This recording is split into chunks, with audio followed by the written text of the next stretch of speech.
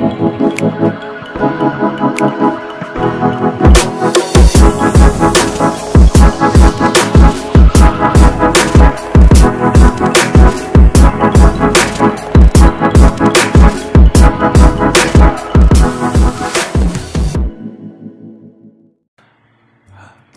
Sobat Peternak, bertemu lagi dengan saya Narendra Desta.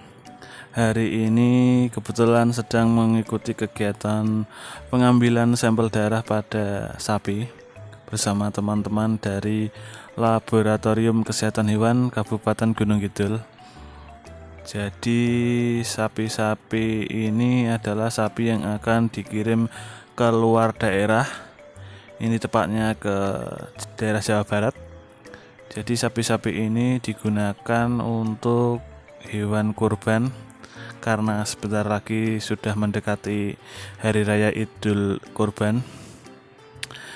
Jadi sapi yang dikirim haruslah sehat dan harus memiliki surat keterangan kesehatan hewan atau SKKH yang dilampiri dengan hasil pemeriksaan laboratorium. Jadi itu adalah syarat wajib oleh setiap peternak atau pedagang atau pembisnis yang akan mengirim ternak ke luar daerah. Mungkin banyak yang bertanya-tanya bagaimana prosedur mendapatkan SKKH dan hasil pemeriksaan laboratorium. Nanti saya akan jelaskan, namun sebelum saya jelaskan jangan lupa subscribe channel ini agar channel ini terus berkembang dan saya semakin bersemangat membagikan informasi dan ilmu seputar peternakan. Oke, jadi ada beberapa tahapan dalam proses meminta atau penerbitan surat keterangan kesehatan hewan dan hasil laboratorium. Jadi yang pertama adalah laporan ke petugas peternakan atau dinas terkait yang membidangi bidang peternakan. Nantinya setelah ada laporan biasanya akan dimintai informasi awal terkait dengan jenis ternak dan jumlah ternak yang akan dikirim, pokoknya seputar rencana pengiriman.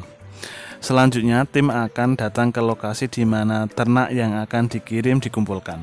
Yang kedua, nantinya petugas dari laboratorium maupun puskesmas akan mengambil sampel darah dan akan melakukan pemeriksaan fisik ke ternak untuk melihat ada tidaknya tanda-tanda yang mengarah ke penyakit tertentu. Untuk ternak yang akan dikirim ke luar pulau biasanya akan melewati karantina pertanian, maka sampel yang diambil adalah serum untuk uji RBT atau Ross Bengal test dan preparat apus untuk uji kualitatif antrak. Sedangkan ternak yang dikirim hanya dalam wilayah atau Pulau Jawa, uji yang dilakukan hanya preparat apus. Jadi hewan-hewan yang diambil sampel dan dilakukan pemeriksaan fisik harus diberi tanda atau nomor sesuai dengan nomor sampel untuk memudahkan identifikasi hewan ketika didapati hasil yang positif. Setelah dilakukan pengambilan sampel darah dan pemeriksaan fisik terhadap ternak-ternak yang akan dikirim ke luar daerah, nantinya sampel darah akan dikirim ke laboratorium untuk dilakukan pengujian. Apabila didapati hasil positif, maka petugas laboratorium akan segera menghubungi peternak untuk penanganan lebih lanjut. Setelah dilakukan pengujian dan didapatkan hasil yang baik, nantinya akan diteruskan dengan penerbitan surat hasil laboratorium yang ditandatangani oleh dokter hewan dan kepala UPT Laboratorium Keswan. Hasil uji laboratorium menjadi dasar untuk penerbitan surat keterangan kesehatan hewan. Setelah itu SKKH atau surat keterangan kesehatan hewan dapat diberikan oleh peternak. Dan peternak pun dapat mengirimkan ternaknya ke luar daerah, baik itu dalam pulau maupun luar pulau.